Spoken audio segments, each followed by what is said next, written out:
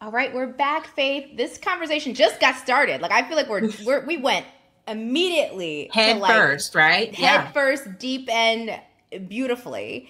And Hmm. I want to keep that going. And the way I want to keep that going is talking a little bit about what are some. We'll start with this. What are some of the mindset work that you had to do and shifts you had to make to let go? Ooh. Because you're really outspoken about toxic culture, excuse me, Hmm. toxic hustle culture, Hmm. and leaving that behind. How did you have to pivot, and what would you recommend for other people, I guess, from your learning?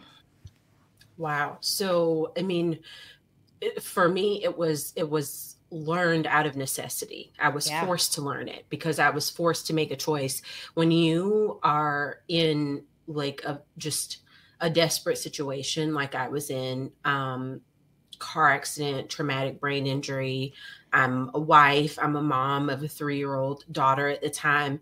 Um, I didn't really get like a leisurely choice to make, Yeah. right? It was not like, oh, think about it and get back to yourself on whether or not you're going to let some things go. It was like either you let some things go or you will never recover from this.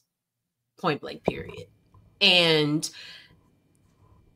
hearing that from my clinicians, hearing that from my doctors, neurologists, neuropsychologists, orthopedic, like they're running the gamut of all of the people. Um, it forced me to make a choice. Do I want to recover and have a future with my family and possibly, you know, experience life in a bigger, more fulfilling, more intentional way? Because up until that point, I think I had just been existing like most of us. We just getting through the day. We just doing what we have to do, right? And I want to live intentionally? Do I want to enjoy a full life? Or do I want to try to keep up this facade that I can do everything, I can be everything for everybody, I can work all hours? Oh, sure, I can bake a cake for your kids' random it's Tuesday party that you want to have that makes no sense. Sure, because that makes me feel like I'm a good friend to you if I do that, Yeah. right? Sure, I can volunteer and do this at the church, even though that is outside of my volunteer capabilities right now.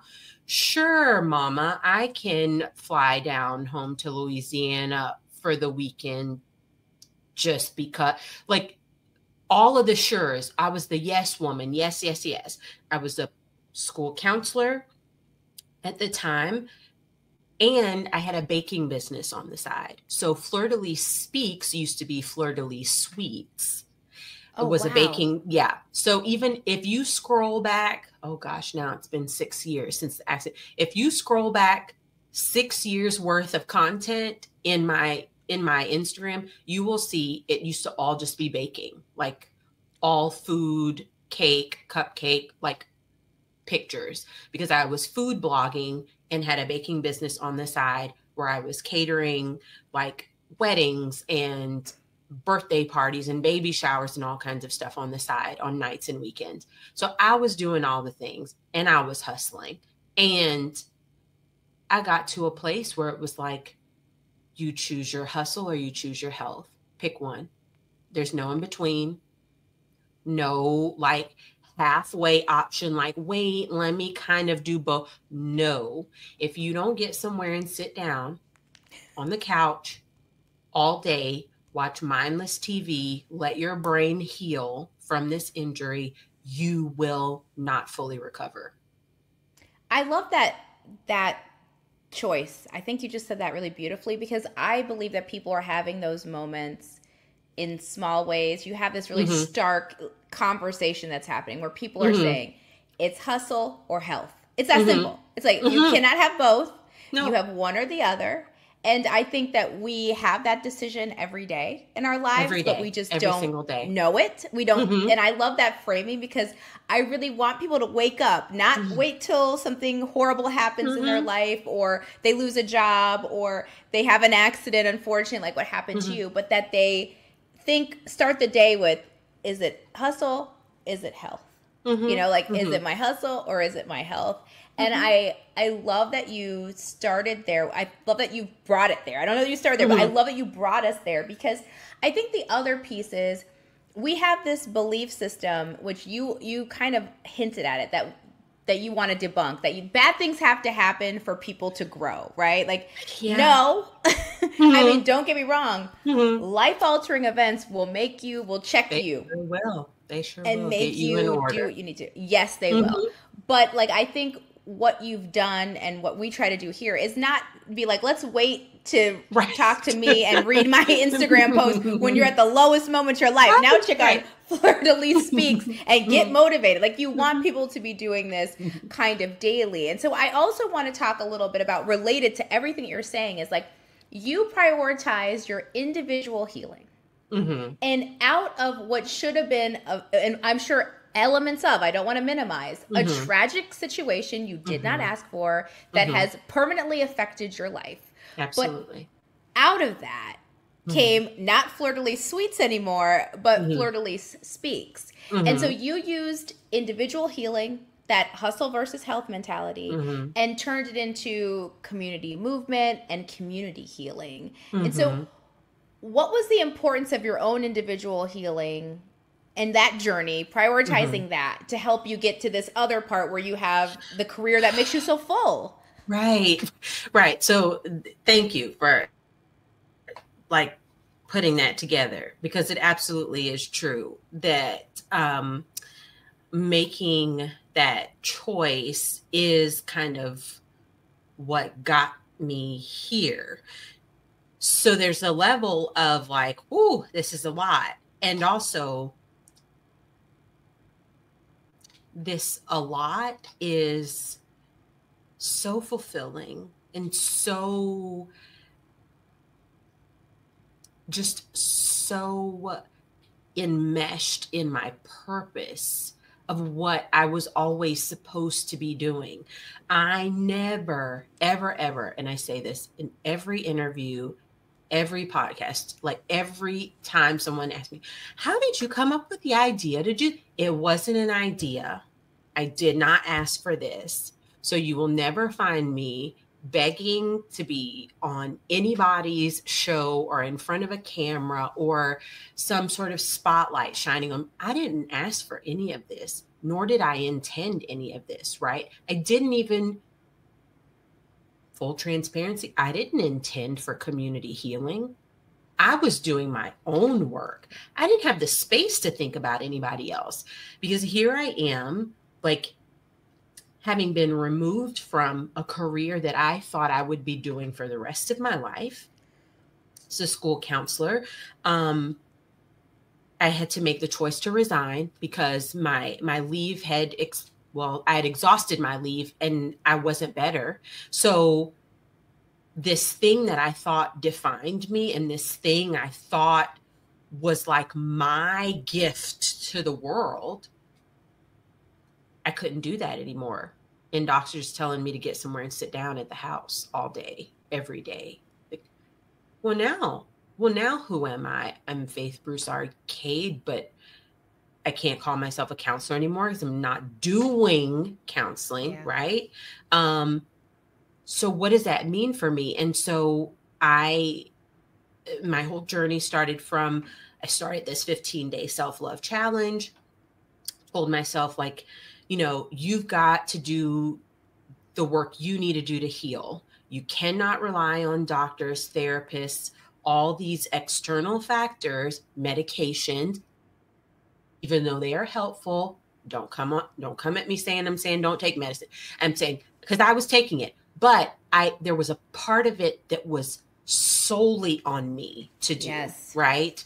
There are some people out there who are taking all the medications for all the things, when the issue is something emotional or mental that you're suppressing or repressing, and it is showing up as physical symptoms. That medication is only going to mask the symptoms. It's not going to deal with the issue. So I had to deal with the issue that I had of being a people pleaser, being a yes person, taking on too much, always doing stuff for everybody else, and priding myself on, well, I don't ask for much. I don't need anything. I'm okay. Don't worry about me. I don't want to inconvenience you. I don't want to ask for this. I don't want to seem high maintenance. I don't want to, but I am more than willing to set myself on fire to keep you warm, right?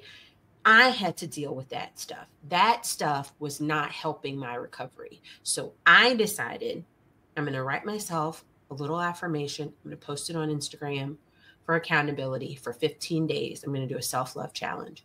After that, well, I figured after that I'd be done. Clearly 6 years later, I'm still writing those notes and I'm not done. So something like the jig is up, something I had to give, but it simply was, I started doing my work in a very authentic, transparent way, showing people the ugly of it, right? Because I think it comes off sometimes when people are sharing their journey as not being authentic, because a lot of times people wait until they're on the other side of the journey. Yes.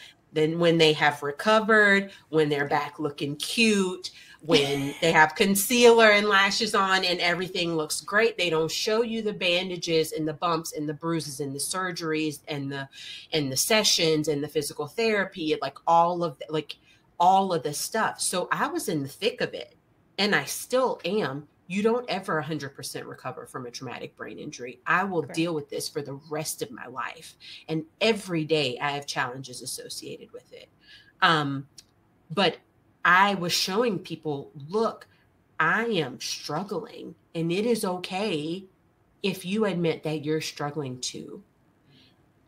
And removing that kind of like unspoken, that Black people think we don't talk about our business situation, like removing that and being like, look, this is where I am. I can't pretend for you anymore. I am hurting. I am struggling to survive. That then gave people permission to say the same thing. And unlock community, right? You unlock the community by doing that.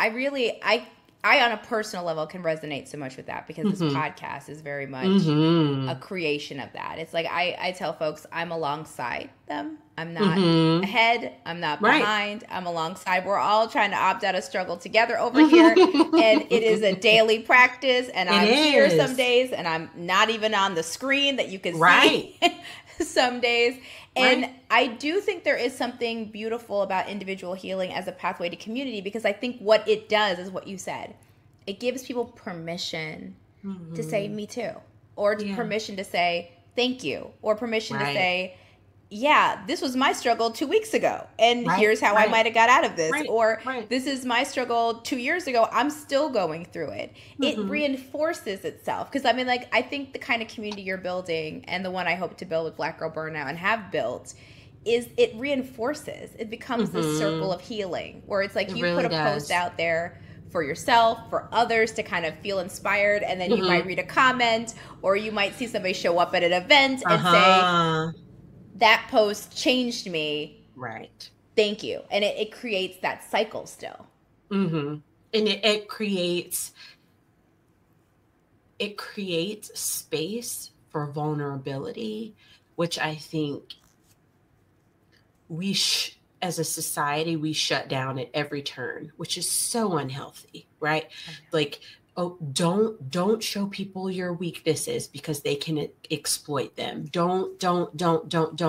And all of that don'ting is stopping you from healing. All of that not sharing is also, and it breaks my heart to think about it, all of that not sharing is also keeping you in isolation and keeping you in a space where you feel like you're the only one dealing with this. You're the only one who almost had a breakdown because your toddler wouldn't eat the exact thing they asked you for 5 seconds ago and threw it. And now they're screaming and tantruming, and you're overstimulated. It's too hot. There's something else going on in the background. Something is sticky on your hands. You don't know where it came. Like, you were just overwhelmed. But because everybody on Instagram has a perfectly monochromatic house with no off-color toys all over the place, and it's perfectly neat and perfectly tidy and perfectly matching outfits, you don't feel like you can say, I need a break from these kids. Yeah. You don't feel like you can say it, because then you get attacked. Oh, you're a bad mom, or, you're not appreciating and enjoying every moment, and like, come on, people. Even if you all your life wanted to get married, and you get married and you have your dream partner, there's going to be bits and spaces in that relationship that you're going to need a break from that person. That's just life. That's you're gonna human. Want to quit. Right. You're going to want to quit. Like, and it's okay to normalize making people that. feel like something is wrong with them when they don't enjoy every single moment of every single day and every single moment of every single hard thing. Because hard things are not enjoyable. No. Period. They're just not. Like, why are we trying to force? Right. Why are we trying to force people to believe that they should be smiling and enjoying hard stuff? Like, no, you shouldn't sit and wallow in it. Like, feel what you feel and then figure out how to grow. But you don't have to like it to know that it's going to help you grow. Yes. And I think that what's great about that today is that there is more space than there has ever been for that conversation. Like, I don't know that it was so much space 10 years ago to create honesty and authenticity. And I think now we can have this conversation, and people are like, and it's not just us. We're not in a corner by ourselves. Like, there's a lot of other people having that same conversation.